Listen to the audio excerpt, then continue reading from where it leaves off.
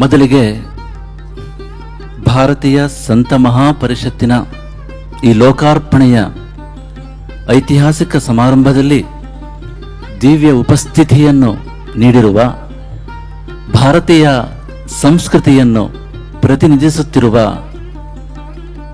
ಎಲ್ಲ ಸಹೋದರ ಪೂಜ್ಯ ಸಂತರಿಗೆ ನಮ್ಮ ಸಪ್ರೇಮಪೂರ್ವಕವಾದ ಪರಮಾತ್ಮನ ಸ್ಮರಣೆಗಳನ್ನು ತಿಳಿಸ್ತಾ ಇದ್ದೇವೆ. ಹಾಗೆಯೇ ಇಲ್ಲಿ ಉಪಸ್ಥಿತಿರುವ ಎಲ್ಲ ಪ್ರಮುಖರಿಗೂ ಮತ್ತು ಭಾರತೀಯ ಸಂಸ್ಕೃತಿಗೆ ಸೇರಿದ ಸಮಸ್ತ ಬಾಂಧವರಿಗೂ ಕೂಡ ನಮ್ಮ ಹೃತ್ಪೂರ್ವಕವಾದ ಅಭಿನಂದನೆಗಳನ್ನು ಈ ಶುಭ ಸಂದರ್ಭದಲ್ಲಿ ತಿಳಿಸ್ತಾ ಇದ್ದೇವೆ. ನಮ್ಮ ಭಾರತೀಯ ಸಂಸ್ಕೃತಿ ಪುಣ್ಯಭೂಮಿಯಾಗಿರತಕ್ಕಂತಹ ಈ ಭಾರತ ದೇಶದಲ್ಲಿ ಉಗಮವಾದ ಸಂಸ್ಕೃತಿ. ಮಾನವ ಕಲ್ಯಾಣಕ್ಕಾಗಿ ಮುಕ್ತ ಚಿಂತನೆಗಳೊಂದಿಗೆ ಈ ಮಾತೃಭೂಮಿಯಲ್ಲಿ ವಿಕಾಸವಾದ ಸಂಸ್ಕೃತಿ ನಮ್ಮ ಭಾರತೀಯ ಸಂಸ್ಕೃತಿ. ನಮ್ಮ ಭಾರತೀಯ ಸಂಸ್ಕೃತಿಗೆ ಸೇರಿದ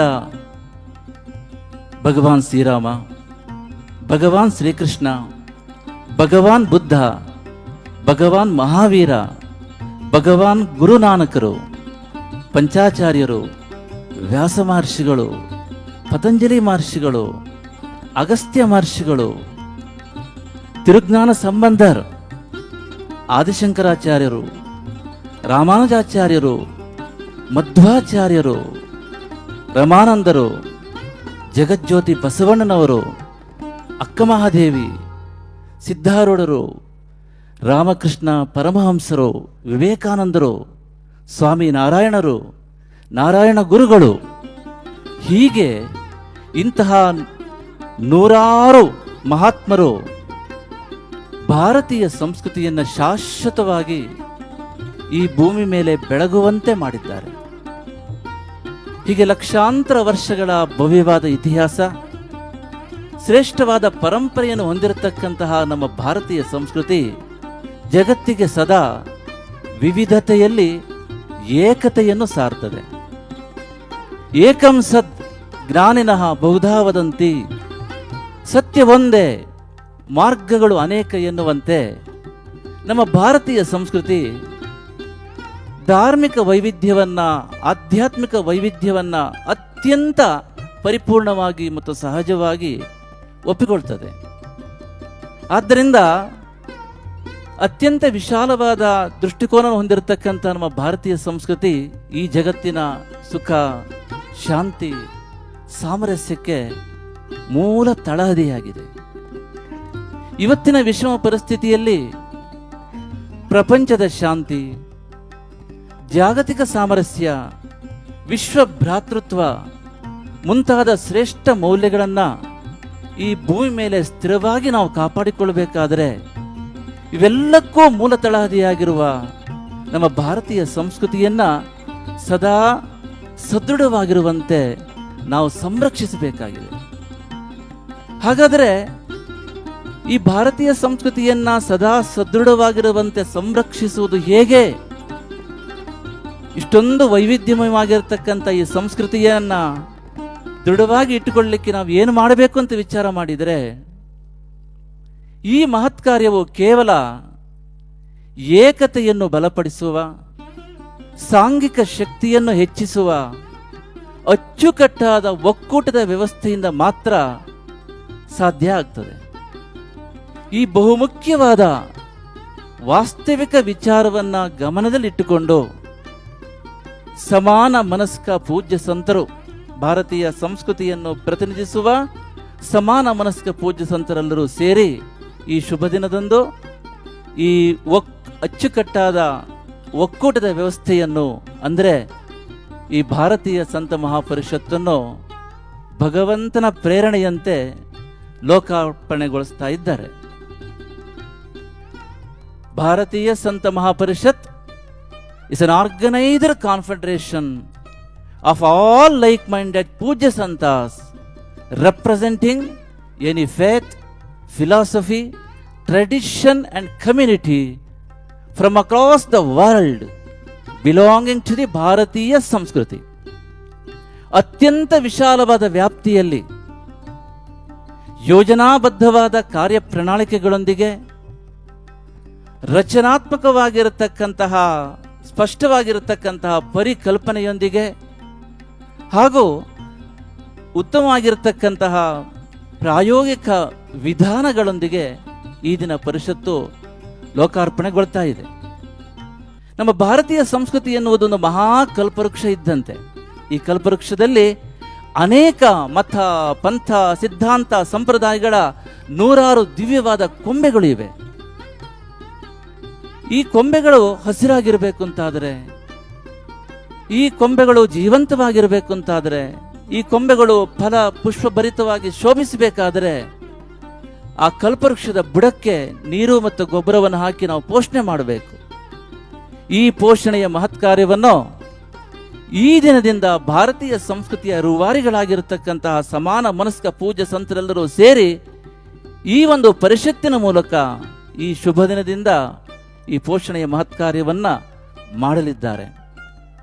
ಭಾರತೀಯ ಸಂತ ಮಹಾಪರಿಷತ್ತು ಭಾರತೀಯ ಸಂಸ್ಕೃತಿಯಲ್ಲಿರತಕ್ಕಂಥ ಎಲ್ಲ ವೈವಿಧ್ಯಗಳನ್ನು ಅತ್ಯಂತ ವ್ಯವಸ್ಥಿತವಾಗಿ ಒಂದು ಸಮಾನ ಚೌಕಟ್ಟಿನೊಳಗೆ ಜೋಡಿಸ್ತದೆ.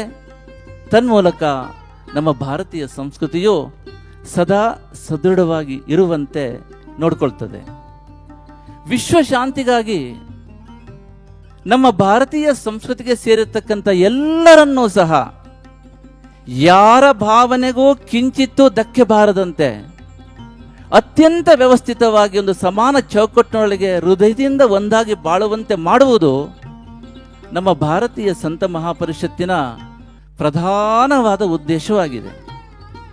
ಈ ದೃಷ್ಟಿಯಿಂದ ನೋಡಿದರೆ ಇವತ್ತಿನ ಈ ಲೋಕಾರ್ಪಣೆ ಕಾರ್ಯಕ್ರಮವು ಕೇವಲ ಸಂತರ ಒಂದು ಸಾಮಾನ್ಯ ಸಭೆ ಅಲ್ಲವೇ ಅಲ್ಲ. ಇದು ಪರಿಷತ್ತಿನ ಅತ್ಯಂತ ಮಹತ್ವಪೂರ್ಣವಾಗಿರತಕ್ಕಂತಹ ಯೋಜನಾಬದ್ಧವಾದ ಕಾರ್ಯಪ್ರಣಾಳಿಕೆಗಳನ್ನು ಕಾರ್ಯಗತಗೊಳಿಸುವುದಕ್ಕೆ ಪೂಜ್ಯ ಸಂತರೆಲ್ಲರೂ ಕೂಡ ಮಹಾಸಂಕಲ್ಪವನ್ನು ಮಾಡ್ತಾ ಇರತಕ್ಕಂತಹ ಒಂದು ದಿವ್ಯವಾದ ಸಭೆಯಾಗಿದೆ. ಇದು ಭಾರತೀಯ ಸಂಸ್ಕೃತಿಯ ಸುವರ್ಣ ಯುಗದ ಆರಂಭಕ್ಕೆ ಸಾಕ್ಷಿಯಾಗಲಿರ್ತಕ್ಕಂತಹ ಒಂದು ಅಭೂತಪೂರ್ವವಾದ ಕ್ಷಣ ಆಗಿದೆ. ಚೈತನ್ಯಂ ಶಾಶ್ವತಂ ಶಾಂತಂ ವ್ಯೋಮಾತೀತಂ ನಿರಂಜನಂ ನಾದಬಿಂದು ಕಲಾತೀತಂ ತಸ್ಮೈ ಶ್ರೀ ಗುರವೇ ನಮಃ. Respectful pranams to all Pujya Swamijis, saints, sadhus and sons, religious leaders and all the dear ones present here. We have assembled here on the momentous and historic occasion of the inauguration of Bharatiya Santa Mahaparishat. As you all know, the cultural heritage of India is ancient and time-honored. We Indians are proud that the present-day scientific research simply reiterates what our ancient rishis had contemplated centuries ago. It is that civilization that preached peace and happiness to all, and it is the sole objective of this culture. Dharmo rakshati rakshitaha. Protect the dharma and dharma will protect is our motto. Sacrifice, compassion, non-violence, harmony and equality are the cardinal principles on which Sanatana Dharma rests. A country as diverse as India is symbolized by the plurality of its culture. Global fraternity is the essence of our life. The twin motives of our dharma are self-realization and the well-being of all. Hence, unity in diversity is the core value on which we exist and survive. Hence, there is an imminent need for such civilizational values to be protected and propagated. The Bharatiya Santa Mahaparishat is established with the avowed objective of bringing peace and harmony in these disturbing times and bringing solutions to the present day global turmoil due to war and unrest. Shanta महांतो विचरन्ति संतः वसंतवल्लोकहितं चरन्तः तीर्णाः स्वयं भीमभवार्णवं जनान् अहेतुनान्यानपि तारयन्तः. The definition of santas is so glorious. The saints are always calm and cool and peaceful. They are like the Vasanta Rutu. Just like the Vasanta Rutu is not always consistent in any country or region, it keeps changing from region to region. Same way santas keep moving around and blessing the people of different places. Like a Vasanta Rutu, they keep moving and they help. They have transcended the difficulties of this world and they help others to transcend without expecting anything. संतों की महिमा तो आप लोग सब जानते हैं. संत शांत होते हैं, महागुणवान होते हैं, वो सबके भलाई के लिए हर समय काम करते रहते हैं. சாது மகாபுருஷர்கள் எப்பவுமே எல்லாருடைய நன்மைக்கு நிரந்தரமா செயல்பட்டுக்கிட்டே இருப்பாங்க. அவங்களுக்கு தனக்குன்னு ஒண்ணுமே கிடையாது, எல்லாத்தையும் துறந்தவர்கள். ஆனா லோகத்தோட க்ஷேமத்துக்கு வேண்டி நிரந்தரமா வேலை பார்த்துக்கிட்டே இருப்பாங்க. I greet all the sons present here by saying Om Namo Narayanaya, Om Namah Shivaya, Hari Om. My heartfelt reverential greetings to all santas and affectionate regards to all dignitaries and all others present here. We are all aware that today is a very auspicious, historical and monumental day because it is going to make a difference to the world. A positive and favorable difference which is going to last for eternity. I forgot to tell you that there is a booklet here. ಒಂದು ಸಣ್ಣ ಪುಸ್ತಕ ಇದೆ, ಇದರಲ್ಲಿ ನಾನು ಏನು ಮಾತಾಡ್ತೇನೆ ಇದರಲ್ಲಿ ಇದೆ. Same way future, the next prelude also will be seeing it. It is here in this book. Please see this. It is there in this booklet. What I am speaking is there in English, in your own languages, maybe in Hindi, Kannada, Tamil. It's been translated. You can see it.